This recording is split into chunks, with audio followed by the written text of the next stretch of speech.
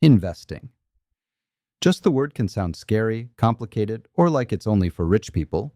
But the truth is, investing is simple. You don't need a finance degree, a crystal ball, or a Wall Street account.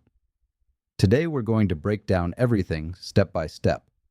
By the end, you'll understand how money grows over time, the difference between safe and risky investments, and exactly how to start, even if you've never touched the stock market before.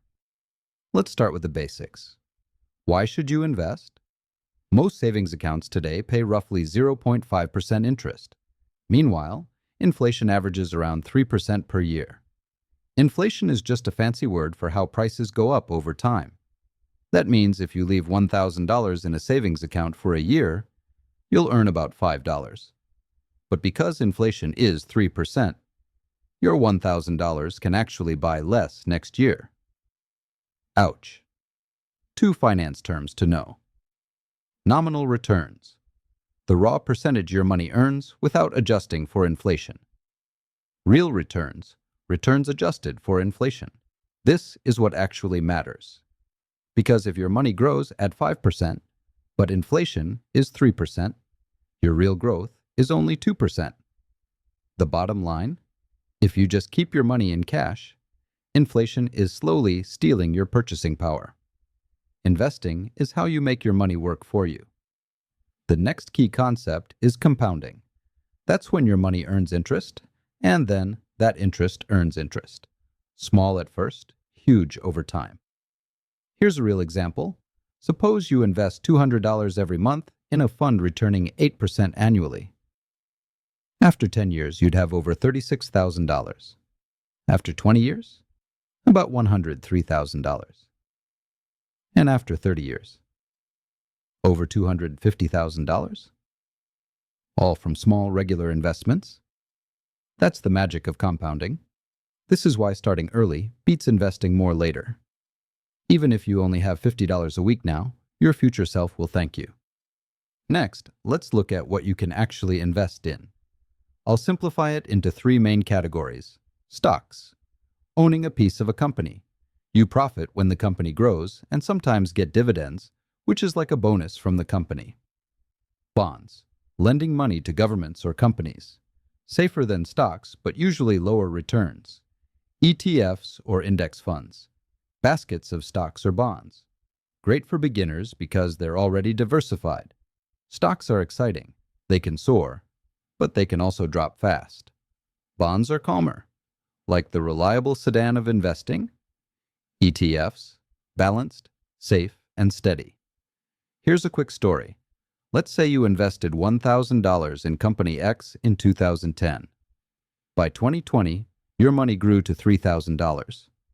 Meanwhile, the same $1,000 in a bond fund might only reach $1,500.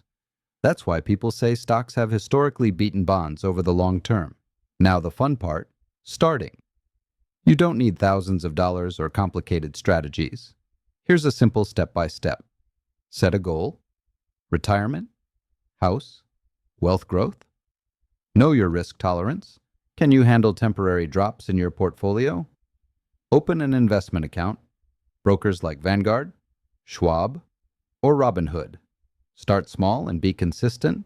Even $50 per month works. Invest in ETFs or index funds. Let the market work for you. Let's make it concrete. Say you start with $100 per month in a total stock market. ETF. At 8% annual growth. In 20 years, you'll have over $50,000. That's not luck. That's consistency plus compounding. Even simple investing can go wrong if you're careless. Here are the top mistakes. Timing the market. Buying high. Selling low. Chasing hype. Buying hot stocks everyone is talking about. Ignoring fees. High expense ratios eat profits. Not diversifying. Putting all money in one stock is risky. Let's make it really simple. You have $500 today. Option A, spend it all. Option B, invest in a safe ETF, earning 7% annually. In 10 years, you'd have over $980. In 20 years, over $1,900. That's power of compounding and patience. Even small changes, investing your coffee money each day, can grow into real wealth over decades. Some final tips before we wrap up. Ignore the noise. Don't stress about daily market news. Reinvest dividends. Let your money work harder. Automate investments. Set recurring deposits. Be patient. Investing is a marathon, not a sprint. So that's it. Investing doesn't have to be complicated. Understand nominal versus real returns.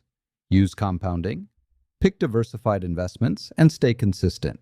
Start small, be patient, and let your money grow over time. If you enjoyed this breakdown, hit subscribe for more simple finance explanations. Remember, the market isn't perfect, but your approach can be.